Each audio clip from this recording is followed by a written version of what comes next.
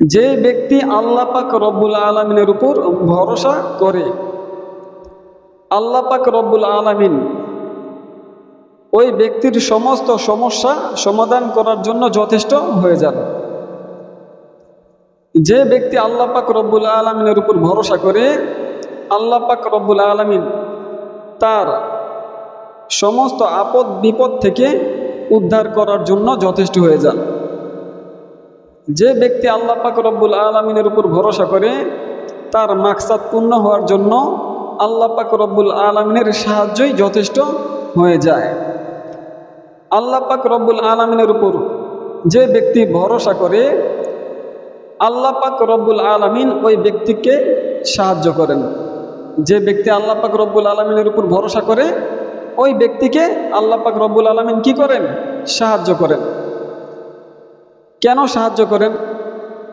কারণ হলো তাওয়াক্কুল অবলম্বন করা সবার পক্ষে কত কারণে সম্ভব হয় না।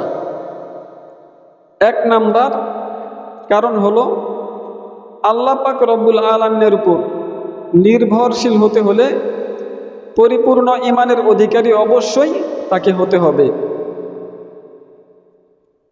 ঈমান যার দুর্বল, বিশ্বাসের ভিত্তি যার নড়বড়ে, খোদার উপর ভরসা করিয়া থাকার মতো মনোবল তার হবে না। দ্বিতীয় নাম্বার, আল্লাহ পাক রব্বুল আলামিনের উপর তাওয়াক্কুলকারী ব্যক্তির চরিত্রে ধৈর্য এবং অল্পে তুষ্ট থাকা গুণের আধিক্য থাকতে হবে।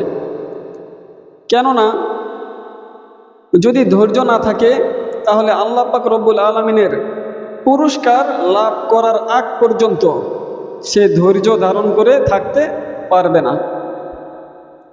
তৃতীয় নাম্বার,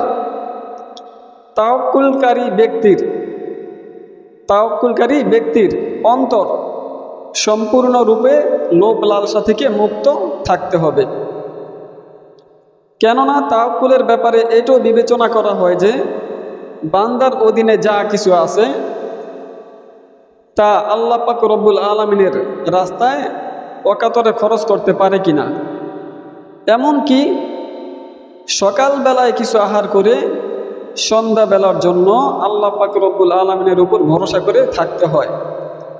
আর এই সমস্ত কিছু পারবে শুধুমাত্র ওই ব্যক্তি যেই ব্যক্তির অন্তরে লোভ লালসা নাই, যেই ব্যক্তি লোভ লালসা করে না, লোভ করে না, যেই ব্যক্তির অন্তরটা লোভ লালসা থেকে মুক্ত।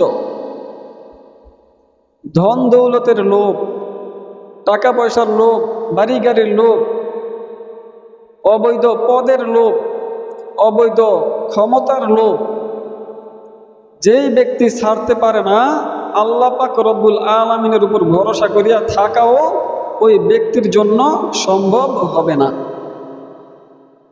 ধন দৌলতের লোভ, অবৈধ পদের লোভ, অবৈধ ক্ষমতার লোভ আর তাওয়াক্কুল, এই দুইটি পরস্পর বিরোধী। হাদিস শরীফে আছে, আল হারিসু মাহরুম, লোভী ব্যক্তি মাহরুমই থাকিয়া যায়।